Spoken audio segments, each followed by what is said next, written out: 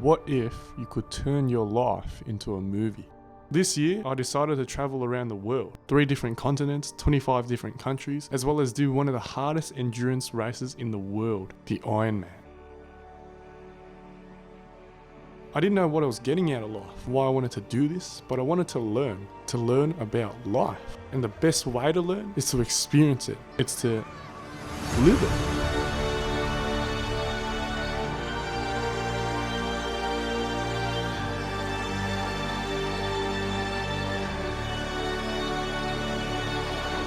In our early 20s, we're so heavily influenced by our external environment, and that's what shapes up what we perceive of the world. So I always thought to myself about why I was living the most transformative years of my life, stationed in this one bubble I call home.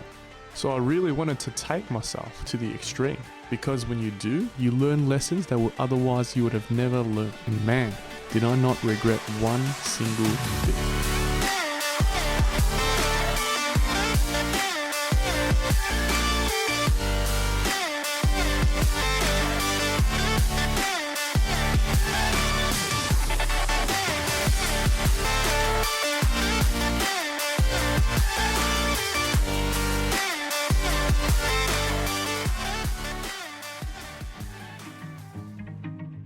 If life was this mind map, I would like to think of the person who you are is merely a construct of your external environment and what you're exposed towards, who you surround yourself by, the hobbies you enjoy, how you've been grown up, where you've been grown up, places you've grown up, and the places you've got to experience. This shapes the person who you are and the way you view life.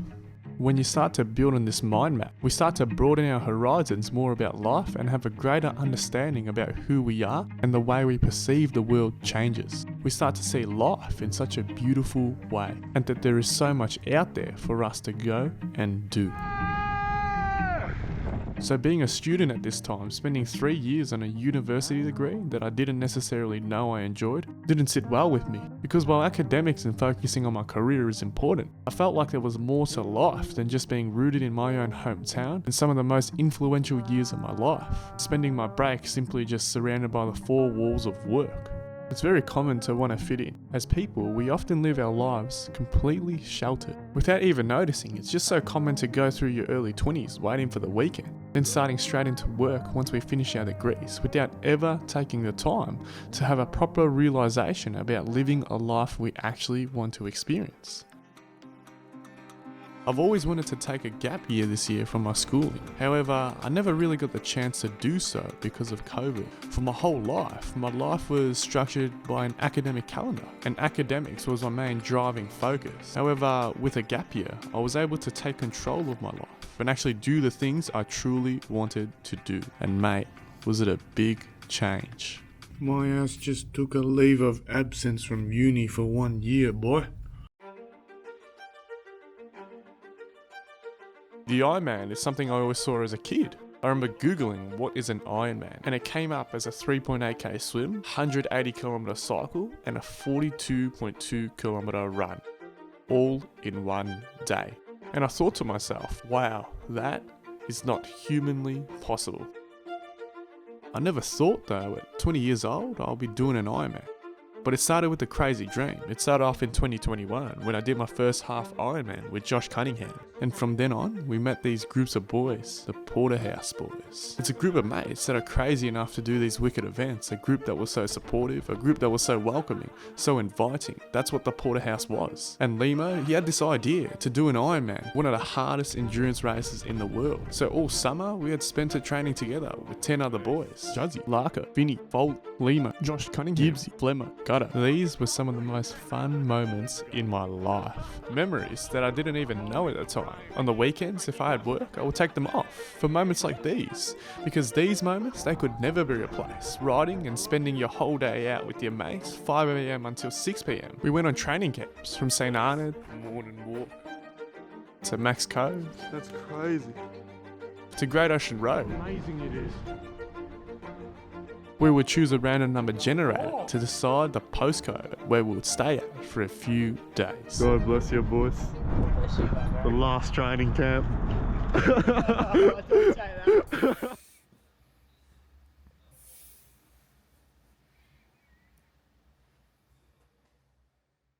When you set the goal of doing an Ironman, what you don't realize is the lifestyle you live because of it. And with this lifestyle, it becomes immensely difficult to be able to live a normal life. You often see the end result, the race, but the process to get there is extremely brutal. Training for the Ironman had to become life. Regular weeks of training for me leading up to the Ironman consists of 4 gym sessions a week, 3 swim sessions a week, where Monday nights were with the crew, 2 runs a week, track Tuesday and a 25 to 30 kilometer long run, 2 rides a week, an indoor trainer ride and a long ride on Sundays ranging from 150 to 180 Ks. And 1 brick session on Thursdays, which was a 100k ride to a 10k run straight after.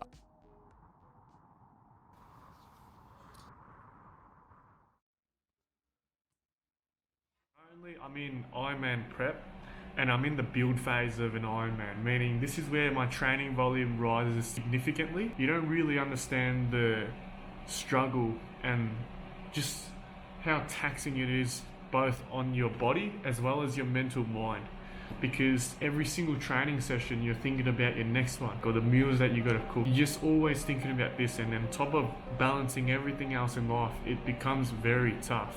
Can't I just be on the couch living the normal freaking life? But here I am spending my weekends, spending a whole day, 6 hours, 7 hours, just going on a bike ride. There's moments in training where you just don't want to do it, but you do it anyways. Moments where you wish you could live a normal life, be able to stay up later, be able to sleep in more, be able to spend your weekends not actually having to run 30 Ks and riding 150 Ks a day after. You sacrifice your social life outside of training and you spend over 20 hours of your week just training. You live so far from the normal reality in terms of priorities. Whenever I did make time to socialise outside of training, I really cherished that time. It was a sense of normality I rarely got to experience. It's so rare in life that you have something that completely consumes you. You live so unbalanced in order to achieve this goal. It's often times in life when you want to achieve an incredible goal, it requires you to live unbalanced for a little while until that certain goal is achieved. But when you go through this process, you learn so much about your inner personal self. And at a time period where I was really questioning myself why I was doing this, I had a chat with a guy named Deegsy. Deegsy had done Ironmans in the past at that top level, and it was in a conversation I had with him that I'll never forget. Deegsy had taught me so much. He was my mentor, not just for the Ironman, but about life. He told me that life was a timeline, the day you're born until the day you die. And in the grand scheme of things, the Ironman and training takes up such a small component of your timeline. However, in this small chapter, he told me to soak up every single lesson I learned, because these lessons, they're only experienced through that pain. They're only experienced through that doubt, through that sacrifice. Deegsy explained how the Ironman was a representation of life, because life is made up of these small practices. What you see is the big picture, the big practice. What you don't see are the small practices. And it's in these moments where you build the foundation of who you truly are. Training with these small practices, and these small practices not only carried over to Ironman, but every single other part of life. Self-confidence, stepping stones for other goals in life, discipline, mental health, social skills, academics, mindfulness, gratitude. And it was through using training as a catalyst to all these other parts of life. The Ironman was less about the Ironman itself, but the person I got to be because of it. So for the next 2 months of my life, I developed a new saying. And every single moment of my life for the next 2 months, I could only think of one thing. Until Port Mac, 7 days out from Ironman, boy. 3 days until Port Mac, baby. The Ironman. Yeah. Oh, well. My guy, what a G. Swim squad, boy. Beast, oh.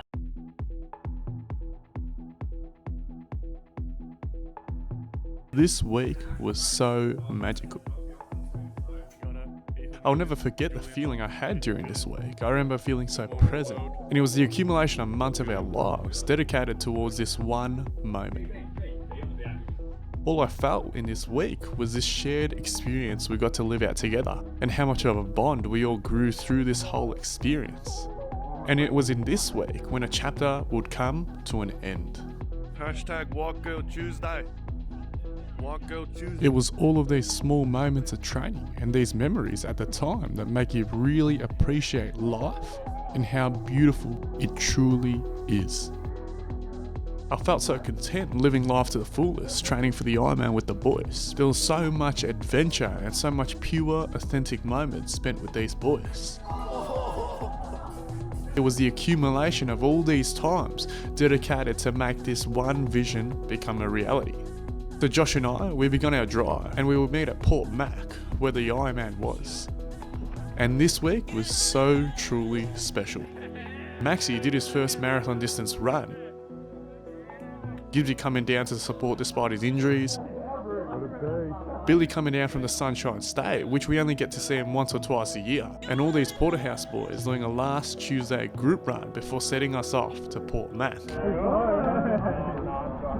And before we knew it, the morning had arrived. Morning, brekkie boy. Day of the race. And it was in this morning, I didn't even say a word. And just before the race had started, I saw my dad and he'd shaken my hand. My parents, they never really came down to my events, but they had come down to this one, driving 16 hours to watch me. It's so rare in life, we dedicate ourselves into something where we get to see it truly unfold like an art. And that's such a beautiful thing. And as I stood there waiting on the start line, I tapped my friend Finney and said my first words of the day.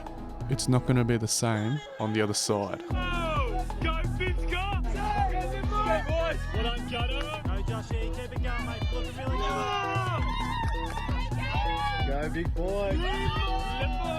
Go Joshy! Power up, Will, power up. Gunner! Well done, son.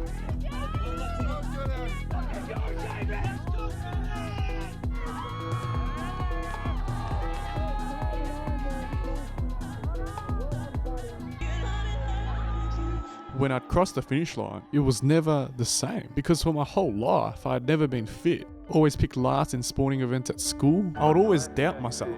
It was my biggest insecurity, so I never believed in myself, and in turn that had lowered my confidence completely. And it was when I saw the red carpet and I saw the finish line, my eyes had suddenly flashed before me. It reminded myself of when I was a kid and how quickly life had flashed between my eyes. This was the first time I felt like a true winner in life. This was one of the most purest moments in my life because I finally proved to myself I was capable. I was capable of something I never believed myself that I was good at. And when you go and do something you thought was impossible, it changes you completely. Suddenly, things don't seem as hard as they once were. Things don't seem so far-fetched, so extreme. You just work at things slowly by slowly, not just in fitness, but in every other aspect in life. There is so much more to who you are that sits below the surface. It's when you do things like this that you realise you are so much more to what you label yourself as. Can't believe I did that. So, as the chapter came to an end, as we all left back home from Port Mac, this one chapter in my life will be something so special. Oh, God bless world. And something I always look back upon, especially with the people at the time I got to surround myself with.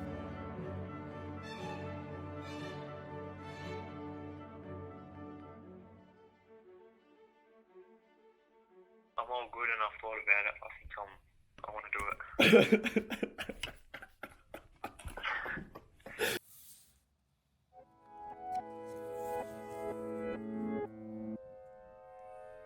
Once the Ironman was over, I had this brief period of 24 days and my last few moments being at home before it was time for my departure. And this chapter of my life captured the essence of the fleeting moments before a significant moment in my life. I knew I would be gone, but I just wasn't sure how long I would be gone for, but I knew it would be a long time. It's hard to describe what this chapter felt like. It was a time period of my life before things may be different. Moments before things may change. People may move away. People I'm seeing now may start new chapters in their life. Friendships in this time, they might drift apart. But in the midst of all of this, there was one thing that had stuck out to me. And that one thing was the love of the people I am blessed to be surrounded by. It felt like a celebration of the people I'm so blessed to surround myself with. The love from everyone around me during this stage of my life. I cherished every single moment during this time period because I was stepping into the unknown, not knowing what was going to happen or where I would end up in life. It was such a small but beautiful chapter of my life. What's up, G? Nice jumper, bro. Thanks, bro. You like this haircut? Look at this haircut. Oh, you got another one. Another one? And in Sydney, G. What's up, Will? What a beast. Experience. What's up, Will? Look at that shit. You see that shit? God bless. Beast. That's right. Yeah, exactly. Look at this guy. What's up, Will? Look at these guys. God bless you. Flying drones. Are you doing a gym miss on the Mondays? Look at this random person. You know, It's freaking cold. James Gilson, Pav, Castro. Looking so fresh, so fly. Yeah, boys, getting in the gains. Oh, I got it. What a beast. Bro, this, I don't know, but we never know what life will unfold.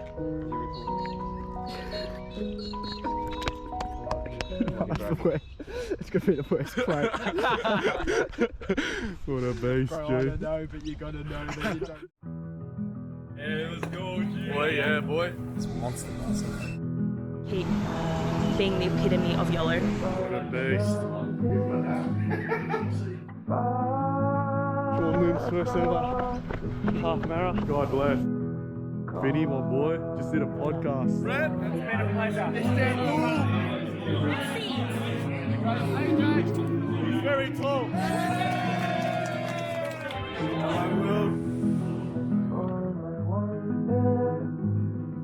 Till the flag is out, take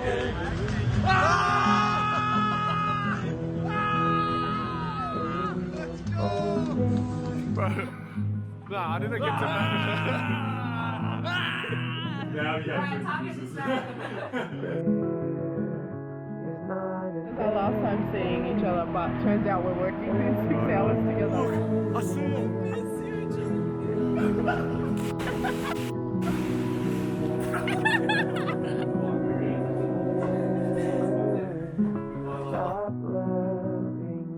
Brendan, what a pleasure, mate.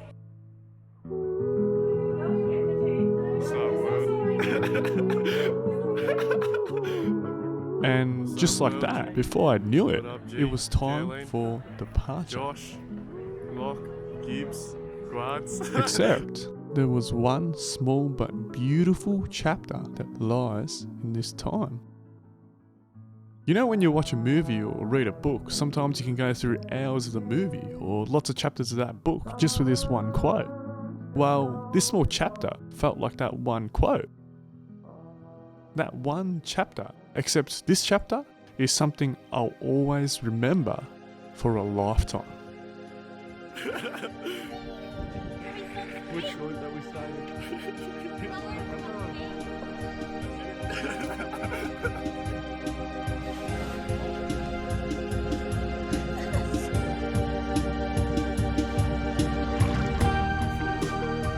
And this time, the timeline felt real. It felt like an inevitable clock was ticking above us, like time had gone by so slow, yet so fast, like we were in our own bubble, away from the world, and that every single moment together would eventually all come to an end. I met Kathleen early on in the year. We met at a job I'd worked for 3 months just for some extra cash. We never worked together, but would always cross paths until I asked one day if she wanted to swim with me. Nice. Let's look. So in the month of February, we started swimming together. And as some swims went on, we just got to know each other more and more. We just enjoyed each other's company. Before we knew it, we started immersing ourselves into each other's worlds. It was a bizarre time, actually. It was a time where I was so focused on myself, training for the Ironman, enjoying company with the boys, preparing to travel around the world. But one thing was that when you put all this focused attention towards yourself and the community you surround yourself with, your cup begins to fill so much more with happiness, joy, and contentment of the present moment. When you chase butterflies, they'll fly away, but if you're still and patient, you'll find that many butterflies will land upon your steadiness.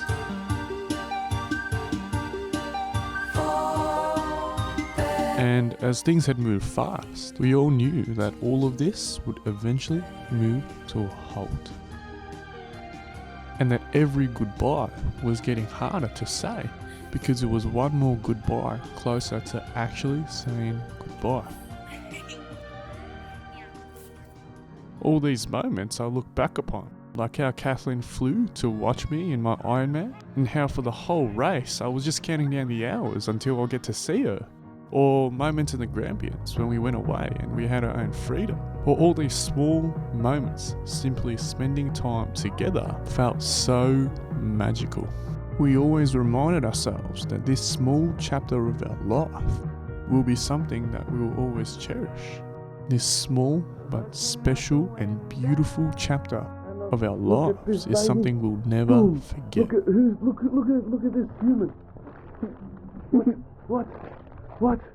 What's your next chapter? I know you're traveling the world. Yep. What do you want to get from that? I have no expectations. So one of the things I've always wanted to do when I was young was go solo travel, and well, I'm young and I'm older, so I'm going to make that happen, G. And that was the main premise. However, there was a bit more to that. When people meet me or know me, they see me as this very happy and full of energy guy, where I'm always waking up early to exercise, and that I tackle things in my life with purpose. And while I do those things, it seems like I have things in life all figured out. However, just like everyone else, I often question myself what I am actually doing with my life, and what more there is to life than simply living out the life that is expected of me. I think that life is made up of mostly what we're exposed towards, and in our early 20s, they're some of the most transformative years of our lives. People come and go, you'll experience so much, you'll question so much about yourself. Once you finish high school, there's an expectation for you to know exactly what you want to do for your life. However, at this age, you don't even know who you are, let alone what you want to do for the rest of your life. And I think that growing up in Western countries, society norms are placed upon us at such an early age to have things figured out and to begin pursuing your career in aspirations of financial stability at such a young age. And in this time, we never really ask ourselves what we truly want to do. A question I wanted to find out about myself was that if what I was actually studying was something that I truly enjoyed.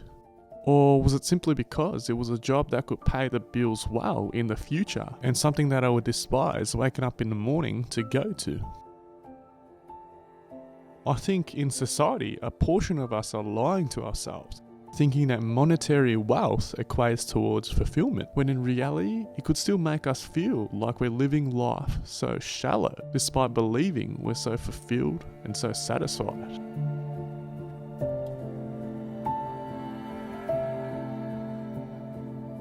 Growing up, we're so normalised to putting so much concentration onto your career. It's easy to become stuck or feel like we're not making any progress when everyone around you feels like they have all these things figured out.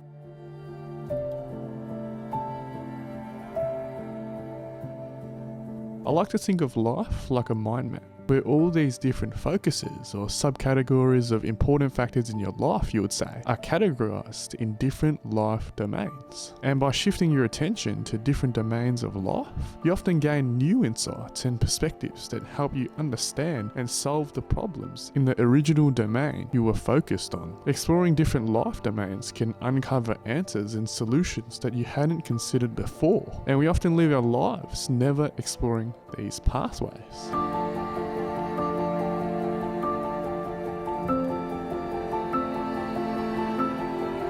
So I wanted to explore this pathway, and what I learned doing the Ironman was that when you take something to the extreme, to the point where it becomes your lifestyle, that's when you often learn life lessons about yourself that otherwise could never be taught, but only learn through experience. So I decided to backpack around the world with no return ticket, knowing that I'll be gone for a long time.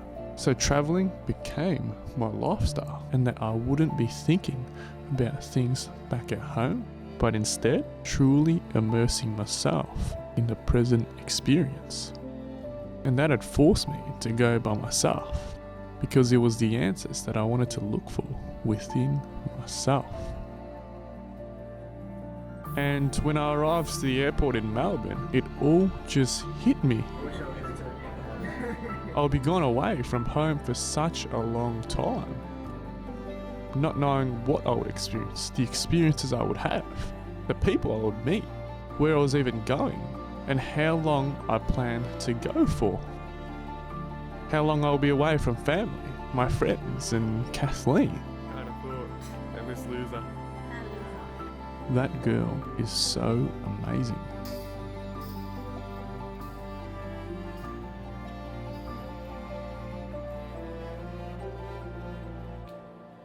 I remember in the morning when I crossed the departures line that I would be by myself. Oh, mate.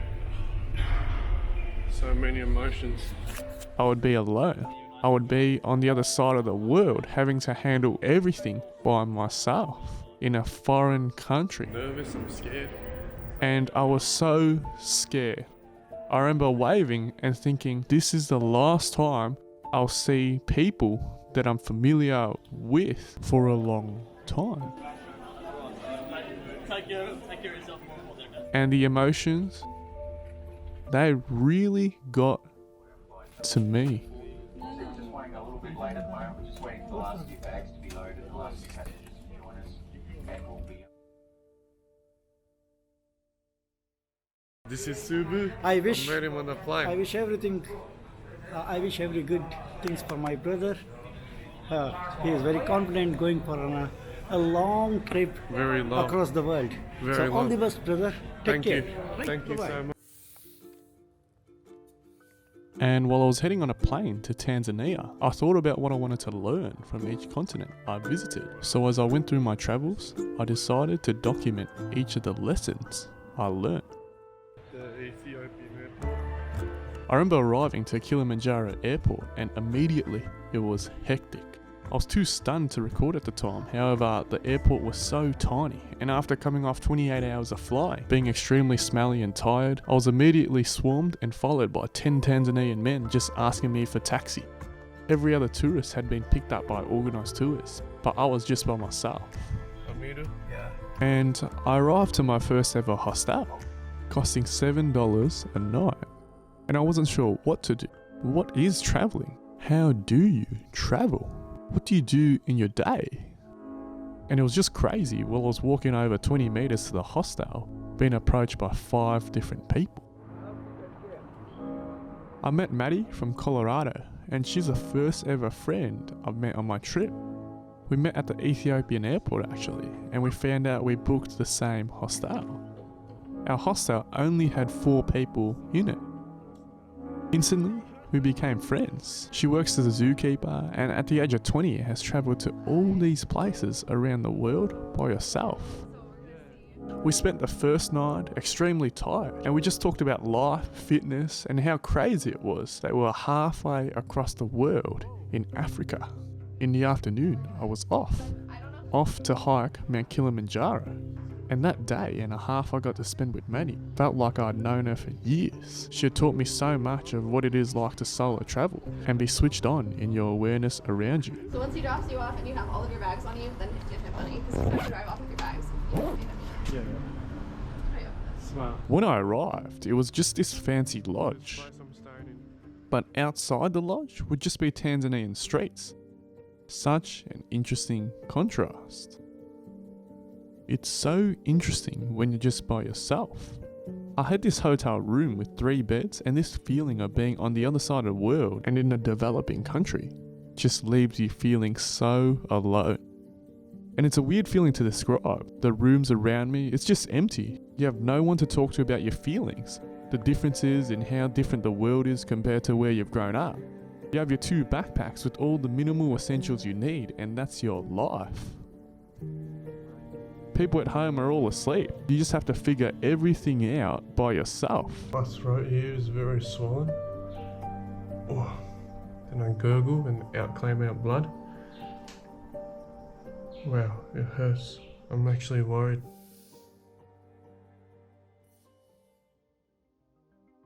Mount Kilimanjaro is located in Tanzania, in Africa. It's the highest point in the whole of Africa, 5,895 meters. I chose to do the Rongai route.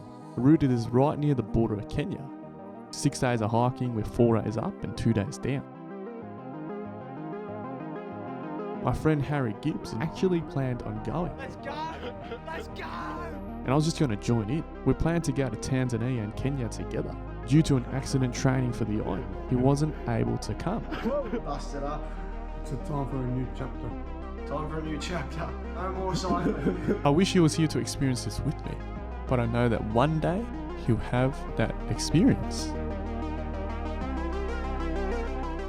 There's a certain beauty in approaching life with curiosity rather than doing things always for a known purpose. When we let go of specific outcomes, we open ourselves to these experiences and lessons we never anticipated, discovering insights and moments we hadn't expected to find. And it's in this freedom that we truly learn and grow, often without even realizing it. And for the first day, it was all smiles for me. I've never hiked before in my life, so on the first day, we got dropped off at 2,200 meters, higher than the tallest point in Australia. We had a team of porters. I would always joke around with them, and we had some great chats with them. And we also had 2 guides, Regan and Angela. I was also doing the hike with Mike and Julie, who are from America, and have been planning this trip for the course of 2 years. Mike kept calling me a Porterhouse boy. What a legend. After days of hiking for 6 to 8 hours, we would set up camp each night as we reached different checkpoints. It was pretty phenomenal, some of the places that we got to stay at.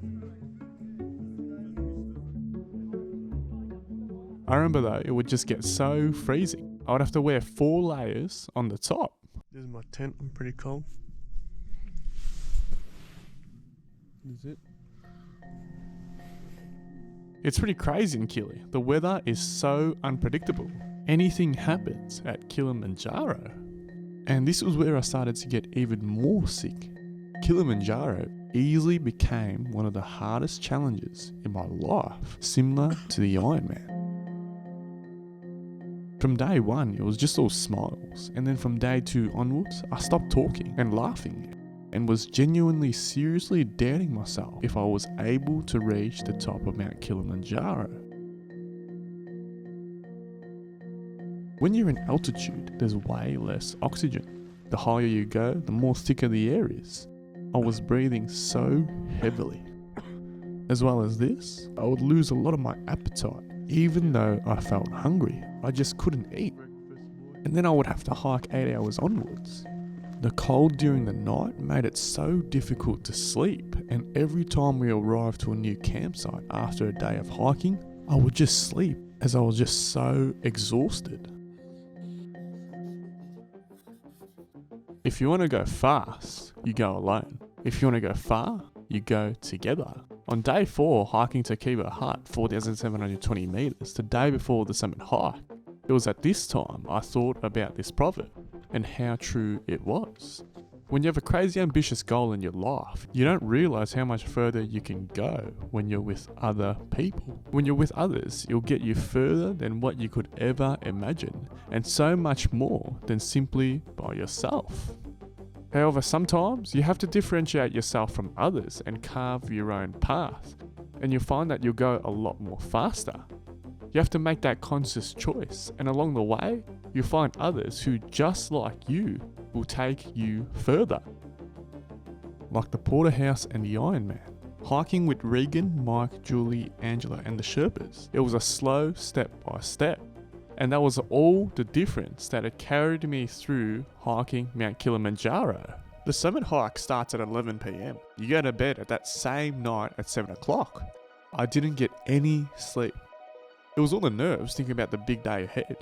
You start at 4,720 meters and you hike all the way to Uhuru Peak in the pitch darkness. I was wearing 8 layers of clothes on the top and 4 layers on the bottom. It was that cold, I couldn't even control my fingers, so I couldn't get any videos.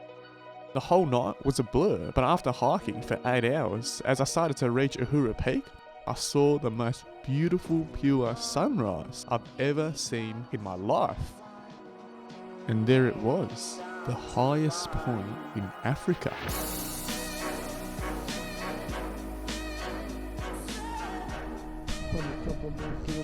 But when I reached the top, I couldn't actually celebrate at all. Okay, heroes, congrats! Mate, that was hard. There's the sign. The highest roof of Africa, 5,895 meters. Say something, yeah?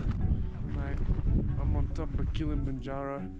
This was pretty hard, man. Oh. Okay, great. Congrats, bro. I'm cooked. And I wasn't even sure if it was a mixture of the altitude sickness or something, but I was cooked.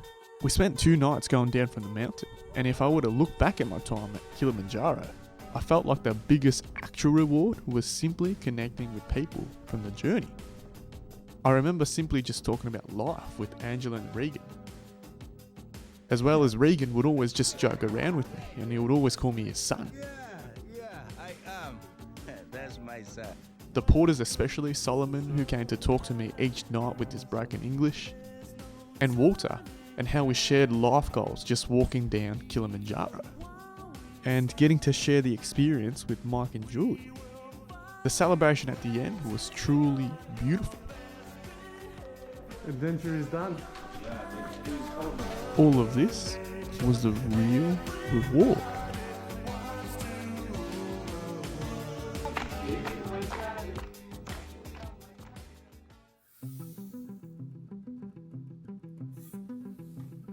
After Kilimanjaro, I took the bus the next day at 5 AM from Moshi to Nairobi, capital city of Kenya. I managed to get to the brothers' home, and for the next 3.5 weeks of my life, I would spend it here living with the Christian brothers. Agri, Calvin, Dominic, Noel, Wycliffe, Victor, and Alphas. But how did I get to this point? My old high school does this program with the school in Kenya, Eddie Rice Catholic Education Centre. And after some back and forth communication, I was able to be accommodated into Kenya in a town called Mbubu through the help of the principal Peter Shanahan, one of the most kindest people you'll ever meet. I got to stay with the Christian brothers and experience life as a Christian brother.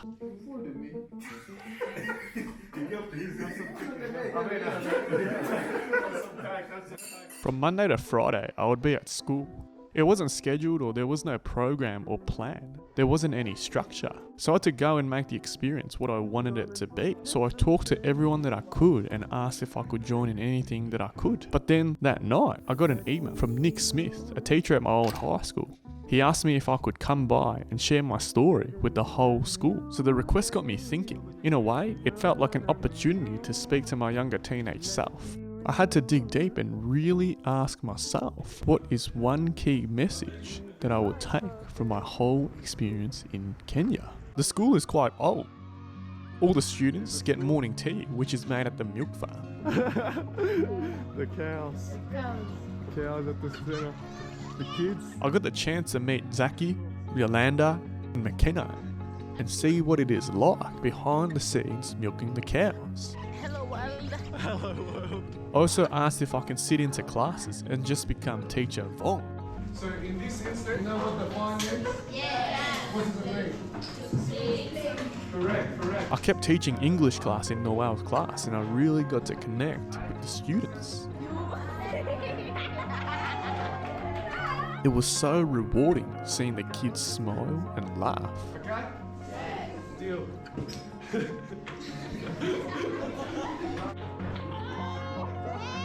Every lunch, they had this line when they all receive food prepared by the canteen ladies. In the food they have ugali, which is a Kenyan carb source, as well as cabbage and beans. They're very religious in Kenya. Every Friday as well, they would have church. And I didn't record for obvious reasons, but it was like a celebration.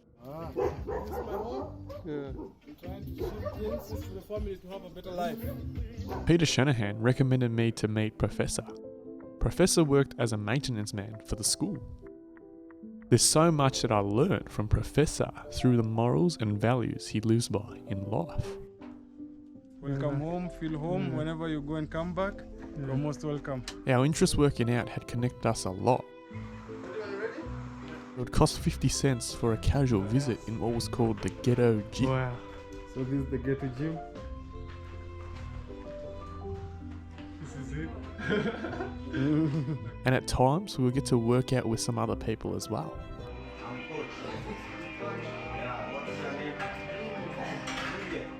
I really admire Professor as who he is as just an individual. Professor showed me around the neighbourhood on my first day, and it left a lasting impression. When he showed to me what he referred to as the ghetto, the poorer area, he shared an analogy that has stayed with me ever since. Get higher education to teach others. Ghetto. Professor used to live in similar conditions to these, sleeping on the ground. To me, he is an inspiration. Currently, he is living a life to inspire his children and always sees a step to improve and preaches living out one strong message he believes in. And that message is that there is far more to who you are than your upbringing.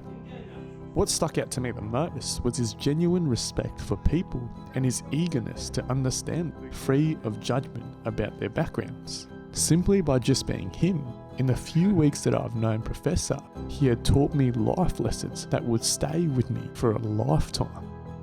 To approach life with respect and gratitude, to see opportunity in every challenge, and to believe in the power of small steps towards a brighter future. As my last week of my time in Kenya had come to a close, I spent it doing a safari in the Masai Mara.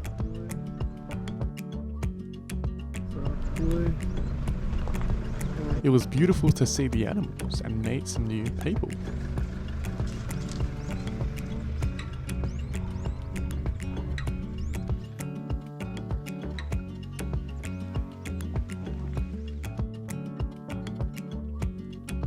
But my favourite memory is meeting this guy from India that just wanted to get smashed. Bring the chair. Come up, come on. Then you have to start, man.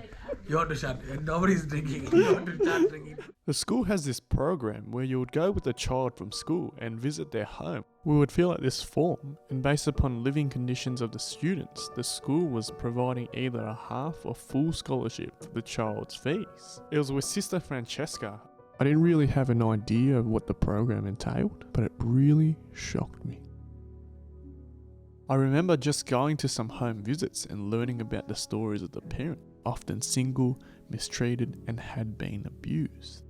The form we had to fill out had questions like electricity, yes or no, or access to running water, which was often no. Often no beds in a house that was less than 3 by 3 meters. And one house visit, I remember 7 people living in that small space. The kid outside was kicking a rolled up plastic bag as a soccer ball. The children are often the parents' only hopes at having a better life. With no other opportunities apart from their education, the children, being so young, don't fully realise this. And Sister Francesca asked me, a 20-year-old kid, for my input. But what did I know? All I was this guy from Australia. I wasn't anyone special. All it felt like was that I'd won the lottery based upon where I was born. What was crazy was at school, all you saw were the uniforms. You don't see the background of where these kids come from and how they're being raised.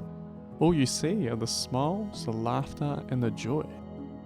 Oftentimes, the only meal they get in the day is a lunch given at school. And I remember sitting in on a random class on a random table, and on the table was written, "Life is enjoyable when you're educated." And all of this, it broke me. And that night, I remember crying in my bed to myself, thinking at least I had a bed. And as the last few days were approaching, it was actually quite emotional. Kenya will always hold a special place in my heart. Bye, brother Bose. I'll see you in, I don't know when I'll see you. But I'll see you sometime. And teaching at Noel's class, especially for the final time, it left an emotional weight I hadn't prepared for when the kids innocently asked me when I would come back, not knowing if I would ever get to see who they grow up to be. Because in their younger minds, my absence was just temporary. So many memories in Kenya, the brothers, the people I met, celebrating my 21st birthday, all of that was so special. The people in Kenya live life so immeasurably different to mine. But it doesn't make it worse or better, it's just different. In my time in Kenya, what I experienced was a true community like no other. Strangers being so open to one another. And it makes me deeply happy that true connection and places like this still exist around the world. Not a world where we're stuck in our own headphones or so fixated on our own lives, but a world and place with laughter, a place with true community, a place so proud of their own culture and so willingly open to share it. This is Kenya.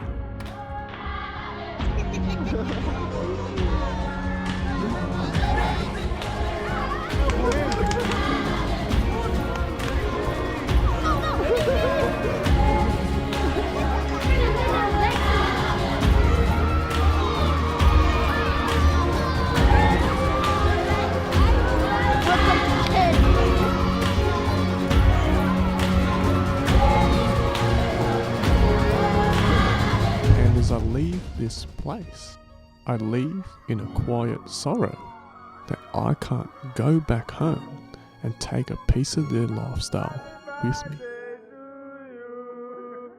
Before I left, I wanted to give a small gift as a token of appreciation for a family for letting me inside their home during a home visit. I wanted to leave them with a gift they could use. This is a video. This is the school. Get him, get him, get him. Get him. Hi, hi, hey. The cows. He's milking. I touched you, With nothing planned or booked for the next 2 weeks, I would spend it in Morocco. Morocco is in the top part of Africa. It's quite different in that it's predominantly a Muslim country. This was the start to my solo backpacking journey, where I would experience what it's like to solo backpack and meet other people. I started off in a city called Marrakesh and spent a few days exploring around the town. Known for its beautiful and vibrant colours and specific look for each city in Morocco, Marrakesh was quite beautiful.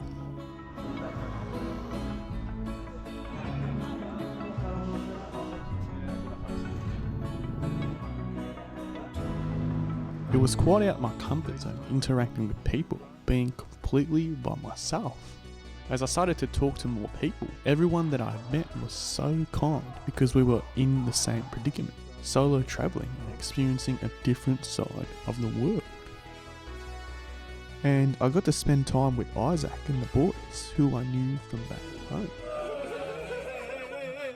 I spent the next few days heading to Mazuga in the Sahara Desert.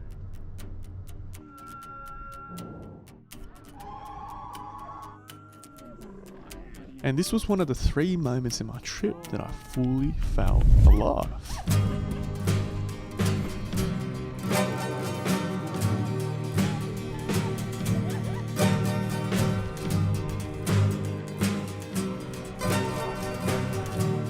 I went to Fez, and this was my favourite city in Morocco.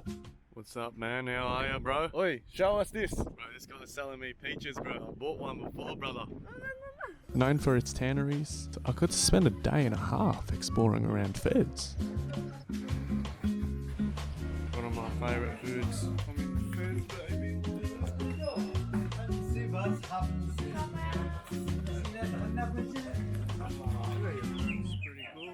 As my last few days in Morocco came to an end, I went to Chefchaouen, a full blue city in Morocco. We got to explore the town and watch the sunrise and explore the waterfalls. It was truly beautiful. And in Morocco, I got to meet some pretty cool people. Helen, Phil and Sonny, as well as Lucas, Paul and Taha. And I hit the gym with a local Moroccan named Yaha. Morocco was a pretty awesome place.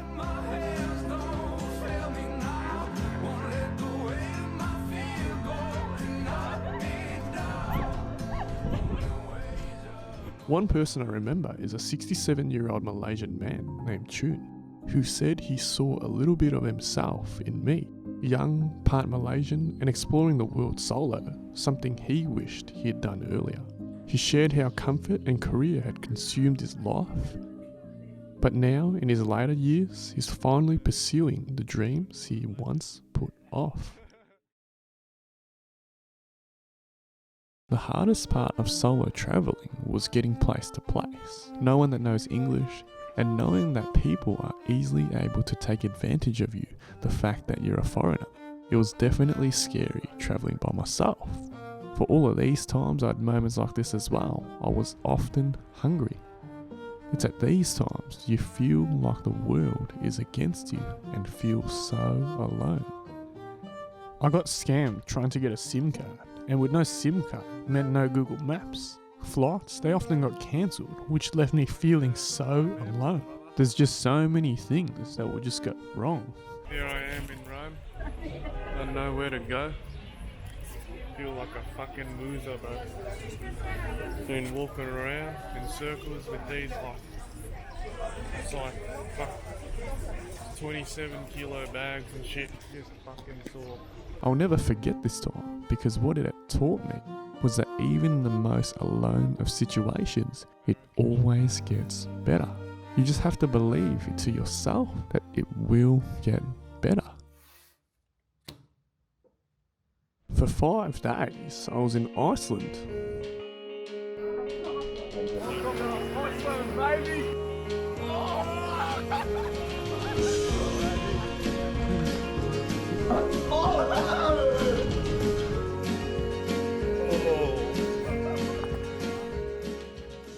I met Brian Zhu. He's a very serious man that works as a doctor. You're a doctor. What number one help you recommend for me? Smoke a lot. Smoke a lot of cigarettes. And being 30, it was his first time out of the US. And there, he had met me. Hold hands. And immediately, I knew he was my guy. Having to be so serious at work, being in a new place and new environment allowed Brian to let go and almost rediscover what it was like to be a teenager again. It was that kind of unfiltered joy that's often fleeting in adult life, and these are beautiful moments I'll never forget with my Brian Zhu. Get some water, bro. Water's so good. Welcome to my world. The world of Red Bull. Get him, Brian! My time in Europe had almost felt like it had gone so quickly. I spent a few days roaming around with my mate Lockie Lewis. So man, looking at buildings, bro. Then headed to Florence. What a beast. And then to Venice.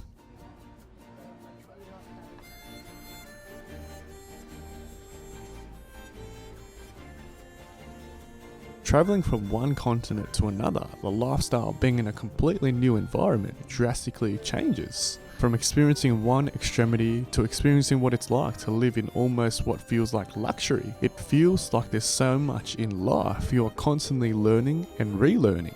Different ways people live their lives, different cultures and different foods, and having to adjust the current place in life you're in. Travelling around Europe was different. With nothing planned or booked for that same night or for the following days, it really became a priority for myself to find out where I was sleeping and how to get there. I bought this unlimited train pass for 3 months, so I wanted to maximize the time I spent using this pass. So I often spent one full day in a new place and started traveling the next day to another place. I've got no clue where it's going, but I'm hopping on. I'm in Slovenia. It's 12:35 and my train is at 4:15 in the morning. So I'm gonna have to wait a few hours in what appears to be like nothing. With life happening so fast, this often came with very bizarre sporadic eating times. And with the higher cost of things, especially food in Europe, this is what life is like for a normal eating schedule for Julie and Vuong. I'll skip breakfast in the morning. For lunch, I'll just buy some ready-made pasta sauce and just have pasta. If there were any clearances for meat, I would then have that option of adding meat. Dinner would also be the same thing. And this became my diet for the next 3 months while in Europe. I wanted to save as much money as possible, but honestly, I wouldn't have it any other way. There's something deeply humbling about traveling like this. The simplicity, the unpredictability, and the constant resourcefulness it demanded taught me so much. Because this type of travel strips down life to its essentials: food, a place to sleep, and the rest of the adventure unfolds from then. And as I got to travel around Austria,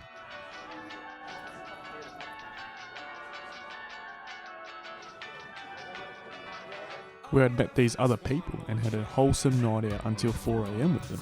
Then to Slovakia. We're in Slovakia. And then to Hungary.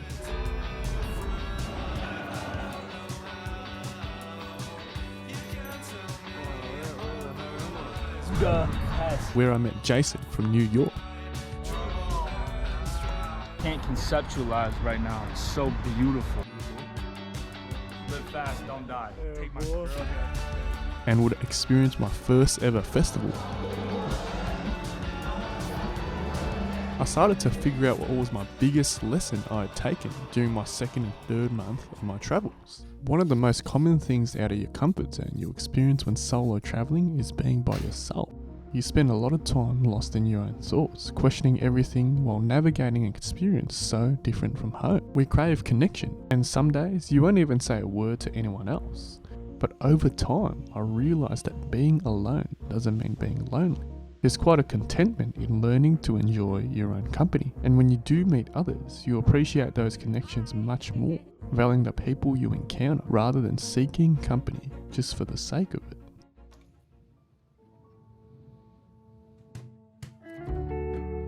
I took a 16-hour train from Budapest to Bucharest, capital city of Romania.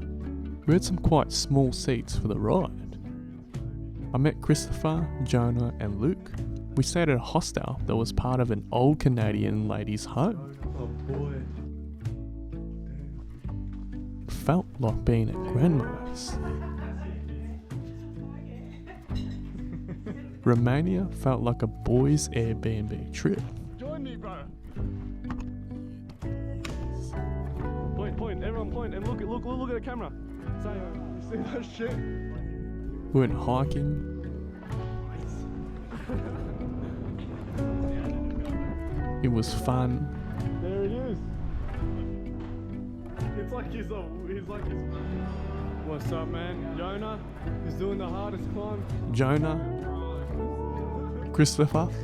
It's been a pleasure. Thank you, Romania.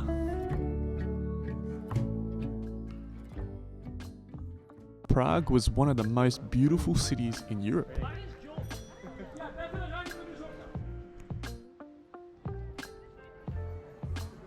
I went to Munich and stayed at this 160-tent hostel and got to explore around the town. I met Stefan at the train going from Prague to Munich. What's up? This is Stefan. Met him in the train. And here we are having beers, baby. Let's go. I never drink, so I got drunk so fast by drinking just one beer.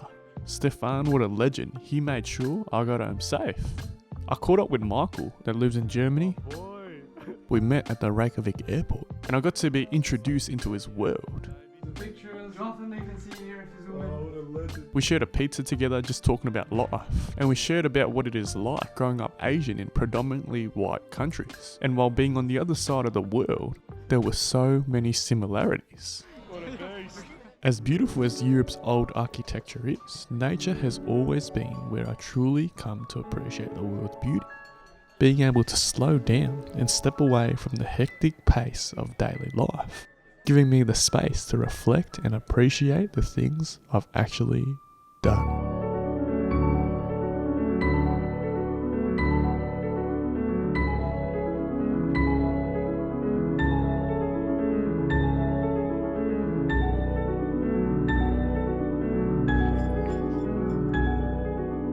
I travelled around Switzerland with Emily Martin. We used to work together 5 years ago when we were just kids. It's crazy how life turns out sometimes.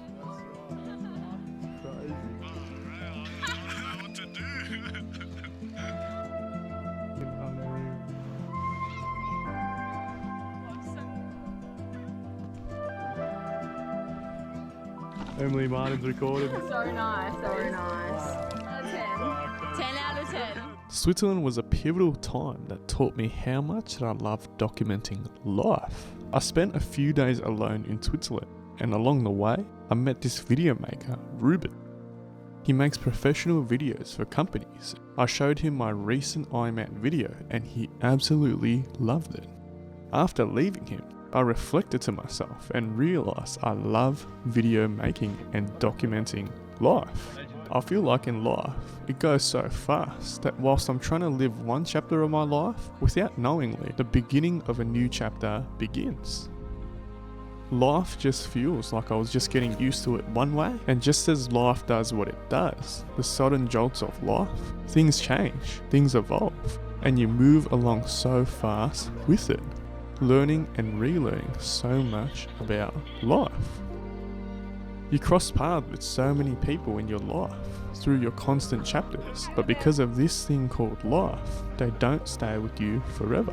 It's almost sad, but it's beautiful because if it were to last forever, you would never appreciate the people you get to cross paths in life. Oh, God bless. There's a thought behind how recording things and taking photos takes you away from living in the moment. Realizing that the present moment is beautiful and documenting it helps me to truly appreciate life in my own very two eyes, especially the everyday moments. Get on the train, go, get on the train, get on. People come and go. At one part of your life, you'll see your family or your friends every other day, to only seeing them once or twice a year. Documenting the moment and telling the stories gives me a meaning towards the constant changes of life.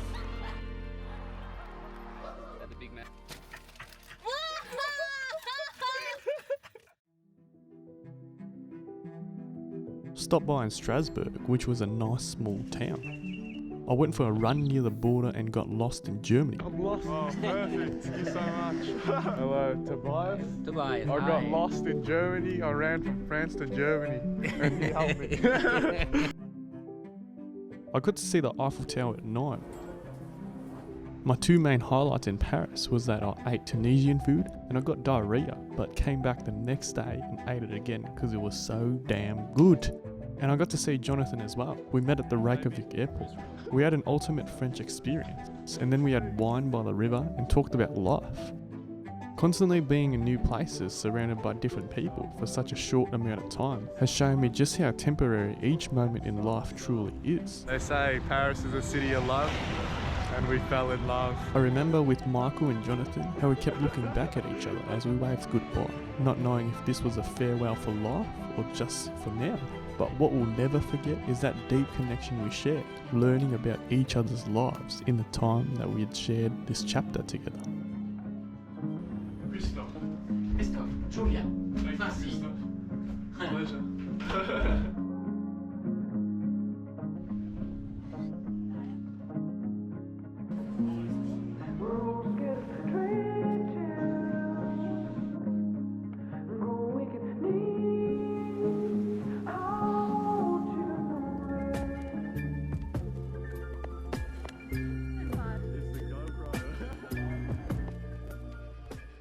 And off I went to Nice to watch Gutto in the World Championships Ironman, and it was so refreshing to see familiarity after a while of solo travelling.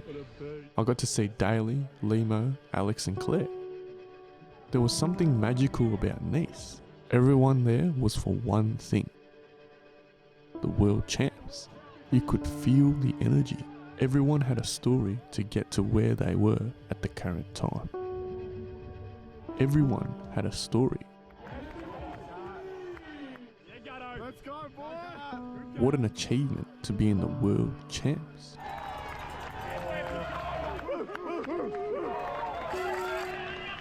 The energy around the whole event gave me goosebumps. After Nice, Gatto and I travelled around for 9 days in Italy. From France, we then went to Genoa. This trip was made up of small moments that made it so memorable. Trying Cavour 21, meeting a bloke and his wife and letting him decide our itinerary. Staying at a campsite in Siena, where we ate at the same pizza shop 3 days in a row. And staying in places like Pistoia, going to Florence, and riding rental bikes from a town called Lucca to Pisa, where we stayed for 5 minutes to take this photo. Seeing the cheeky Ethan smile, you know it was a good time.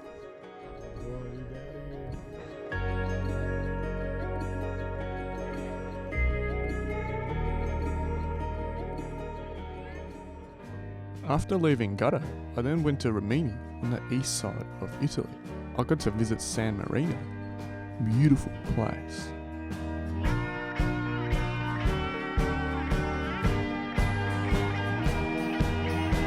I then went back to Venice because I felt rushed the first time I stayed there, and I stayed in a town called Treviso. I stayed in this all weird yellow hostel. I met this guy Marco in the same room as me, and he was an electrician. But as I started talking to him, things didn't really make sense. His family was in the other side of Italy, saying he works in Venice, and he asked to borrow my money. But regardless, I just joined him and we went to Venice the next day.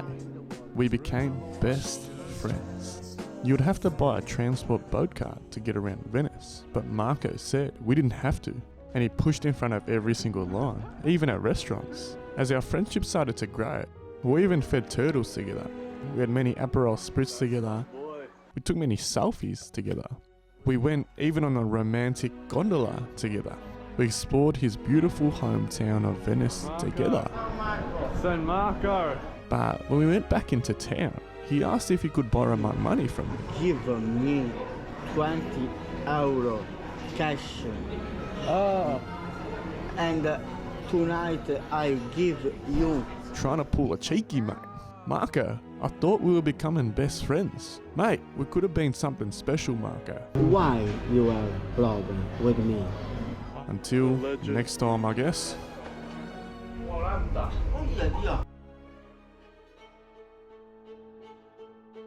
After 50 days later, Jonah and I caught up again to do an adventure of a lifetime, hiking 5 days around the Dolomites, the mountains of Italy. This was the best thing we both have done in our time in Europe.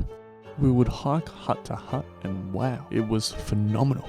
We met Hannah and David, a couple that were both teachers from Germany. They were so friendly and Jonah got to stay at their place during his travels. There was nothing truly like the Dolomites. For the 5 days, it was pure bliss.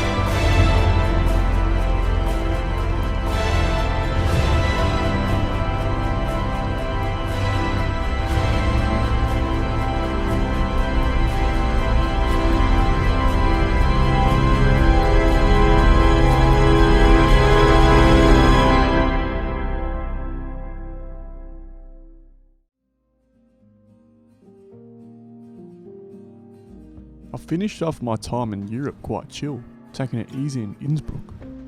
Then I went to Germany. I started in Stuttgart. Then I went to Berlin, where I stayed with Christopher. Museum. How does this work? Then to Frankfurt, to Heidelberg, and to Cochin.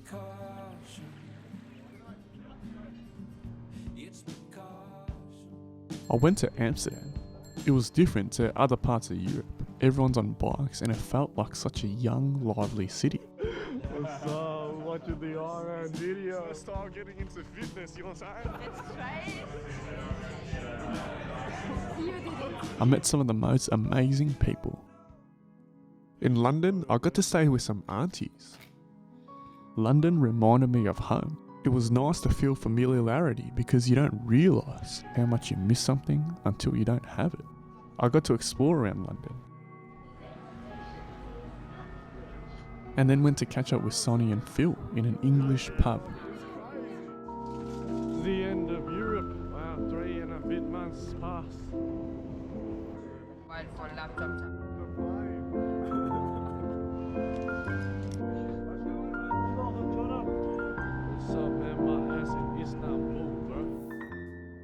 Going to Turkey was a change in environment that made things feel much more refreshing. A new country completely different to the culture of Europe.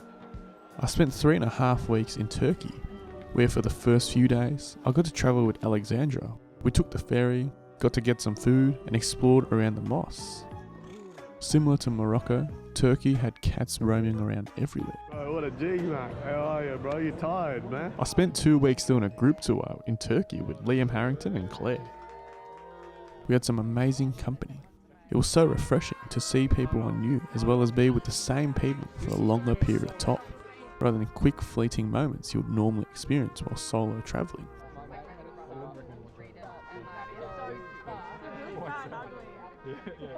We're in Turkey. After a while of solo travel, group travel is more about sharing experiences with others, creating memories together. Look at that. And having a mix of both was really refreshing.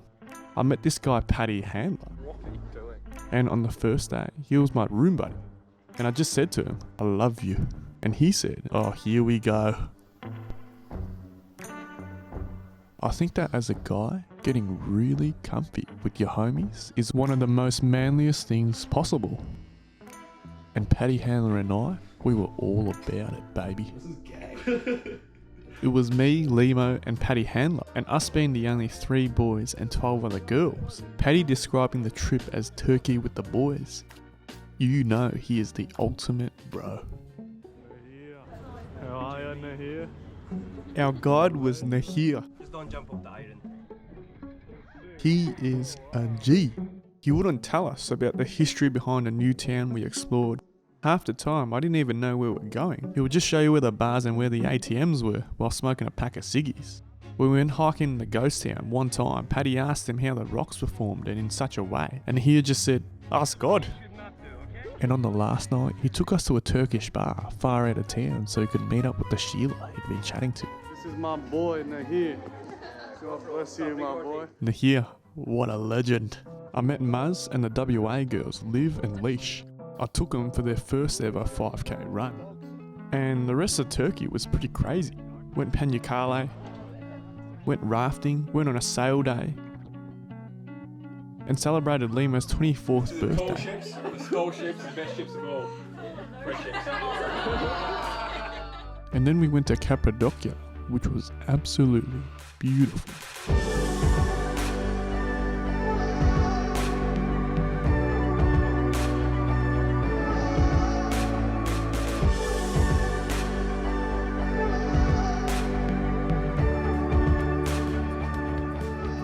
Limo, Paddy and I, we had our first Turkish barber experience.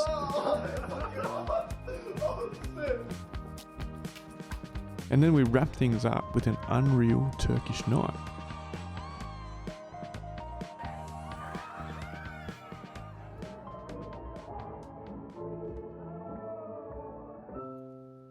That place was beautiful. unforgettable memories with the Turkey crew, an experience that Limo and I will always look back upon. Paddy Handler, never change. It's just the nights out with the boys. That's what we cherish. Nahir, keep shagging, my brother. Out of the 25 countries I've been to in this trip, if there's one country I would go back to again, it's India.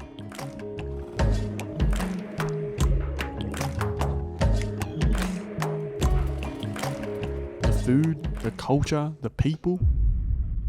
Initially, all I thought about India was this. That's all I was aware of from the media. But when I went there, it was like a movie.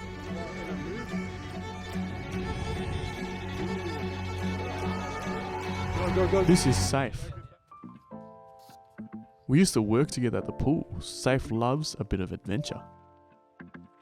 When I told him about my trip, he said I have to go to India and people he knew would take me around. And at first I was hesitant, but then I thought, why not? As I made my way to Goa, I felt so out of place. It's quite popular with tourists, especially white people with dreadlocks that walk barefoot in the street. My boy, yeah. What a ledge. I met the brothers Yash and Sri at the hostel. Went touring around Goa with the boys. Are you enjoying the... It's very sad. And I got on the overnight train. And it was nothing fancy or comfortable, but got the job done.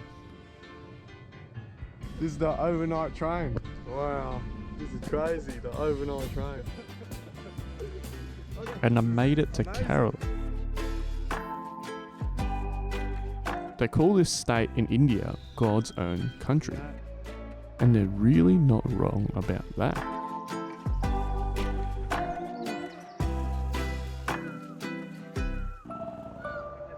I made my way to Safe's home, and holy crap, mate, it was a bloody palace. Wow, this is Safe's home. Secret life of Safe.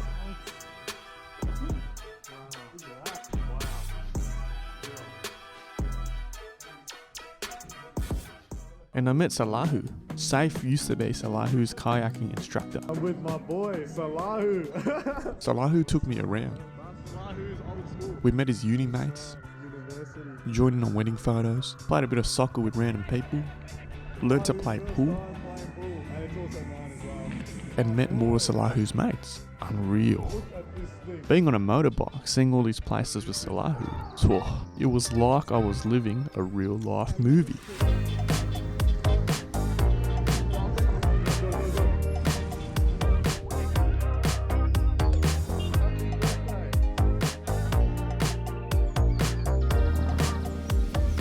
Transporting place to place was always scary in India. The rest of India went by so quickly. I spent 3 days in this place. I went for a run. Legend. I met Ashish at the hostel, explored around the town. Maggie noodle.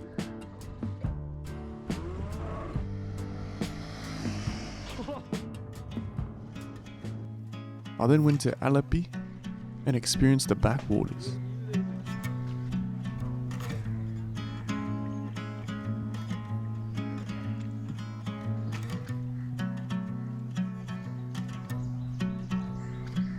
I lost half my tooth as well eating some fish.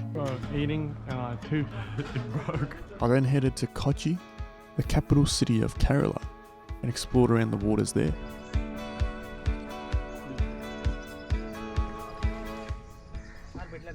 As my time wraps up in India, I learned a lot about India I never knew. There's many different languages in India. Most states have their own language, where sometimes the only language people can communicate to each other is in English. They have a saying that guest is God, and I really felt that way. Everyone was so hospitable, and I'll never forget this feeling, and the kindness of the people will always stay with me.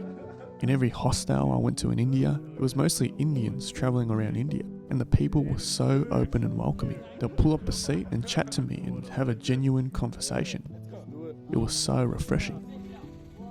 The biggest thing that shocked me was that for most of the younger generation I got to meet, they told me that they didn't see a future in India. There are far too many people for the amount of jobs available. At a dinner with a guy named Hash, he shared how moving to America to study was one of the most scariest decisions he'd ever made, leaving everything behind to forge a new life in a foreign country. Despite being one of the kindest blokes I've ever met, he often felt like he wasn't fully accepted as an international student. That conversation really shifted the way I think about overseas students. It made me realise the courage it takes to start over in another country, and how lucky we are to see the place we are born as home without ever really questioning it. Month 6 looked a lot more special than most.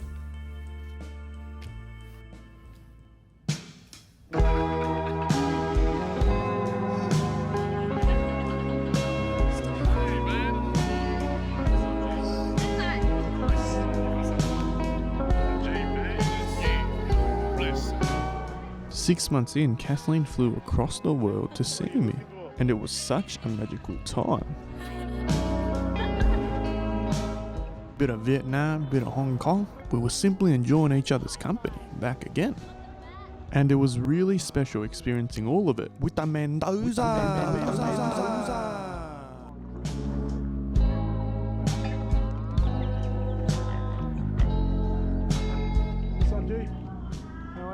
And I remember 2 key things during this time. One was where we were watching some elderly take some photos of themselves, being typical tourists in Hong Kong. And Kathleen, she smiled and said that they're also experiencing life for the first time. And it took me back a bit. It was a great reminder. No one ever stops experiencing life for that first time. We're all just seeing different parts of it in our own way. And the second thing is, when I was in Hong Kong, I would talk broken Cantonese with the locals. And when we left, they gave me a vibrant smile and waved goodbye to me. Hong Kong people, they're usually serious, bro. And when Kathleen asked me, how do I make people so happy? This time, I told her, when you truly feel happy on the inside, you don't even have to try. It just comes across so naturally and is infectious. Your frequency, it scans the world for the good. And that is what you attract into your life. Vietnam was so good.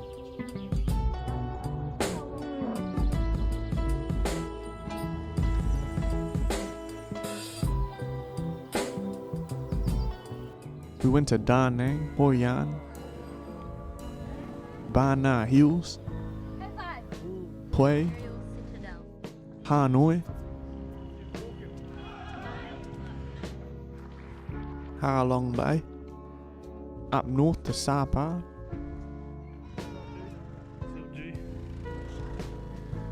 before heading off to Hong Kong. And Hong Kong, it was so interesting.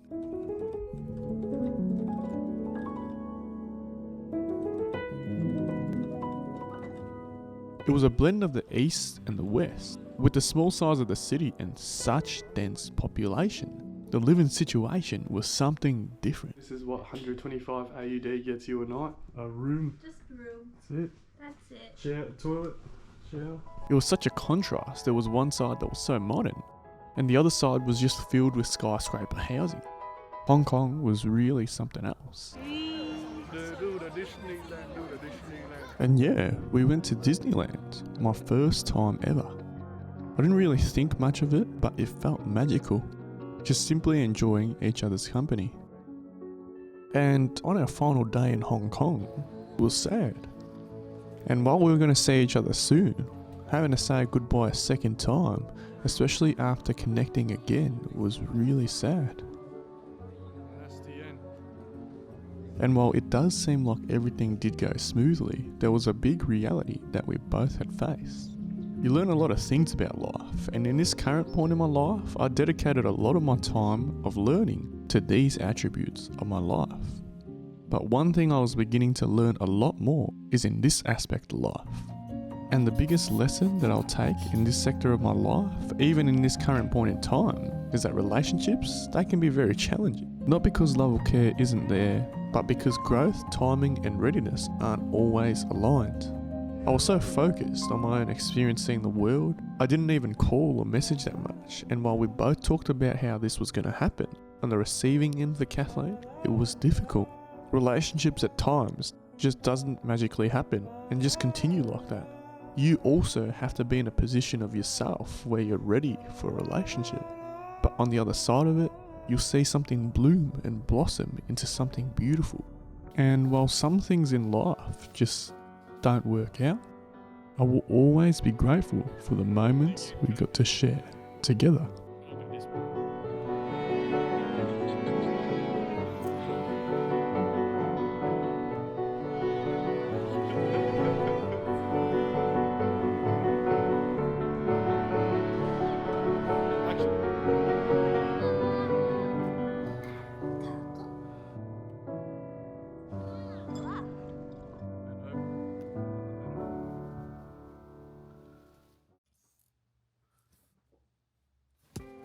There's nothing like returning back to Malaysia. The food, the relatives, my grandma, it's all so familiar, yet special every single time. My guy. My guy. My guy. No, I'm lost you.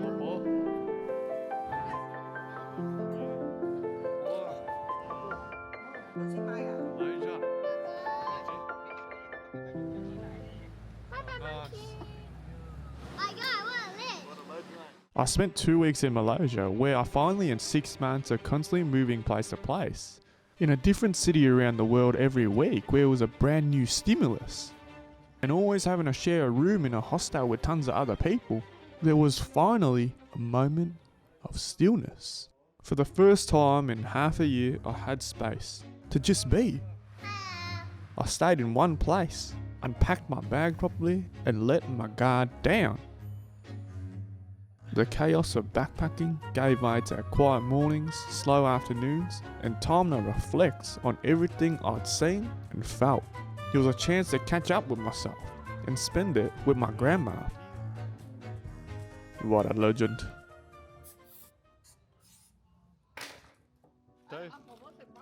When I hadn't seen my grandma for over 7 years and seeing her get older, it kind of hit me of the idea of a deadline. As I saw her in person for the first time as an adult, this lesson had hit so much more. When I saw my grandma, it was a constant reminder that she won't be around forever. It's easy to take for granted the important things of our life because we forget that there's a deadline. We assume we'll always have time to visit, to talk, to connect, and even for other things such as working on our own goals and dreams.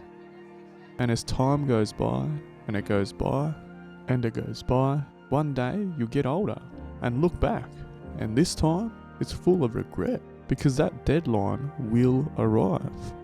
And for most of the other things in our life that we deem important, such as work or studies, which are in fact important, we often have a deadline for these things. Due assignments, KPIs, schedules. And while it's important to focus on these things, it's easy to be consumed by them and lose sight of the other meaningful aspects of life.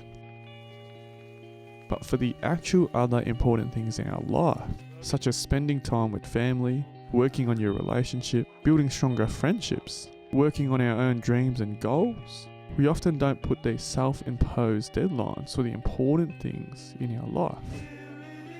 And these are the things that can easily be overlooked, often until it's too late. And every time I saw my grandma walking around the house, watching TV and laughing to herself, I looked at her and thought, I love my grandma. I just really enjoyed the present moment being in the same space as my grandma.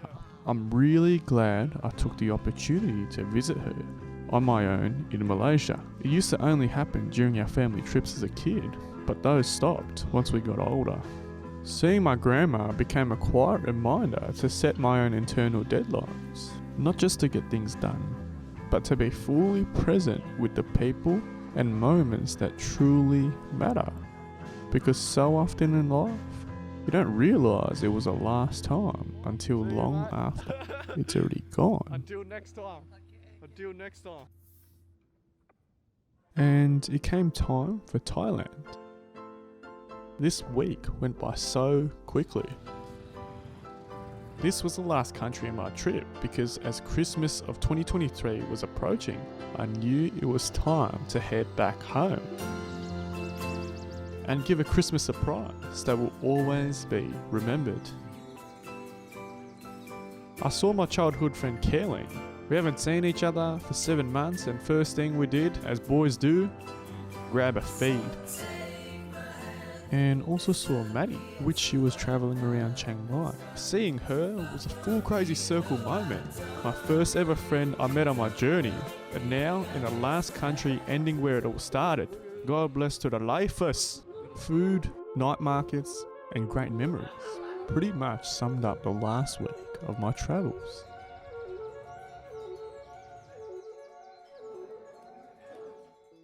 And there it was, the final week of my travels, and I couldn't believe it. I remember Caroline saying something that I will never forget. He told me that in life you have your big moments, marriage, starting a family, moving out, but something like this is special. 21-year-old Julian Vuong living out a dream. This is unbelievable. A small but unforgettable chapter in my life that will always stay with me. There's just so much in life that is out there. I remember listening to this song first when I was young on the radio when my dad would drive me home from primary school. Then I heard it here, and now this song takes me back to my whole entire overseas trip. It went by so fast, as life just does what it does. And in this current time, it's December in 2023, about to approach Christmas. And it's a time when I decided to book flights back home. That's it. After over 7 months of solo travel. My last dinner, 7 months of traveling. Seeing sights all around the world. This song became my comfort song because it was hard. Solo travel wasn't easy. In fact, the lows arguably match the highs. Custom crazy. Because for every breathtaking moment, there was a quiet struggle behind it. What you might not see were the moments of deep loneliness. What you might not see was the homesick that crept in at night. What you never saw was me trying to find my way in a foreign country completely alone. Once again. What you never saw was the hunger, not just for food, but from saving every dollar to stretch the journey as far as I could. And despite everything and all the hardship, I would never trade this experience for anything else. Because I truly got to see the world. The airport, it can be one of the most emotional places. Usually exciting for most when you get to go on a holiday and the excitement you feel. But for a select few, it's a place where you leave your loved ones. It's a place where you leave home behind. It's a place where you feel lonely. It's a place where you enter into the unknown. And over the last 7 months, this is what I experienced. But I got to see the world. And when you get to see the world, one of the most powerful ways is through the people.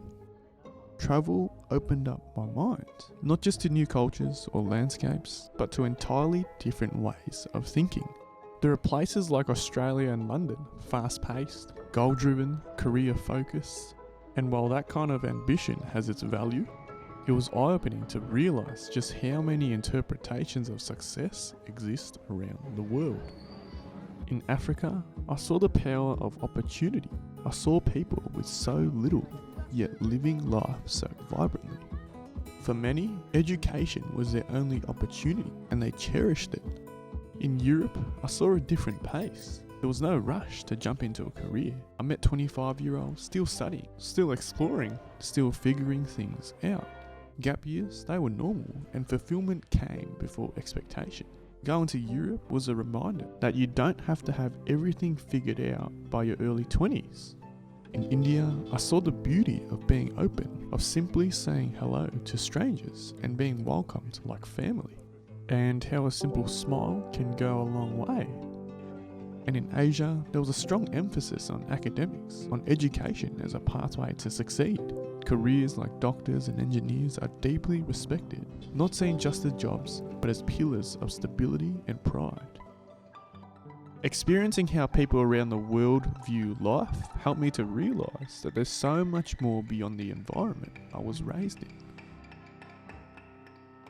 And that I don't have to be confined by the social constructs that once shaped who I thought I had to be, or what I should be doing at certain ages of my life. I think travel is often quite glamorized, as if it will completely change who you are, or help you find yourself, or hand you all the answers in life you've been looking for. Oh, fucking beautiful. But the truth is, it's not that travel itself changes you or broadens your horizons, it's having an open mind. You can circle the globe, see breathtaking places, meet incredible people, but without openness and reflection, you can still take nothing meaningful from that experience. Even while living in your bubble at home, you can grow and still be content and happy and grateful for what life brings. Sometimes, the most meaningful shifts happen not when we change our surroundings, but when we choose to see our world differently. And as I come back, I'm still the same Julian Vuong I used to be, except this time with just a little more appreciation to what there is out there in the world. And while I still don't have everything figured out and still not sure about the answers to my own life, sometimes you don't need a greater reason as to why you do the things you do in life. Because life is simply about being. Being in the moment. Or being in a place you never thought you'll be. Or being someone you never thought you could become. And what you'll realise is that you'll learn so much more than you would have ever expected through simply being curious.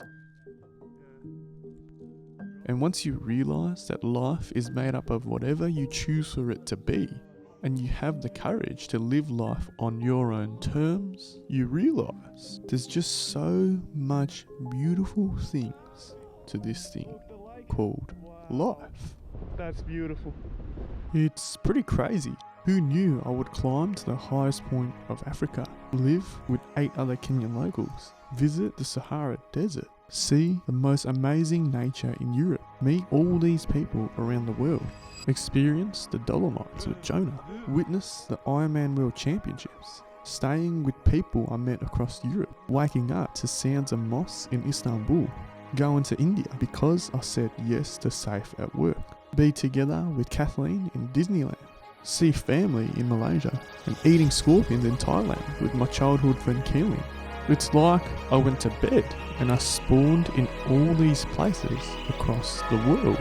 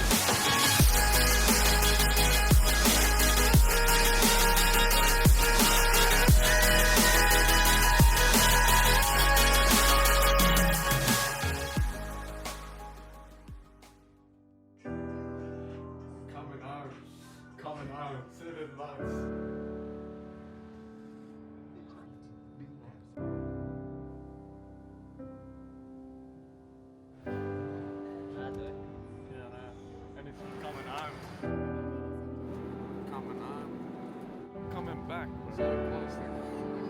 The first time I was leaving home, man, I was crying and living in this place. I'm home, bro. I'm home. The bus stop to surprise my family. I didn't even believe I'm here. The road to my house, bro. The place That's the place.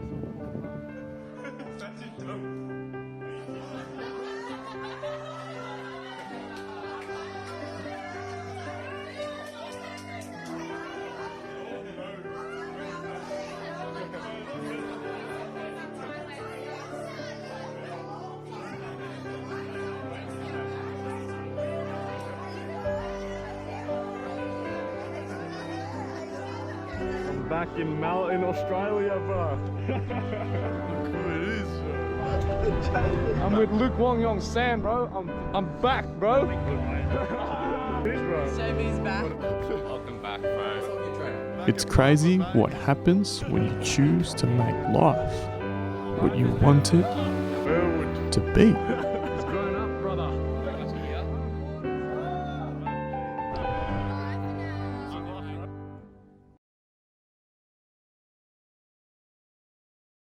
God bless.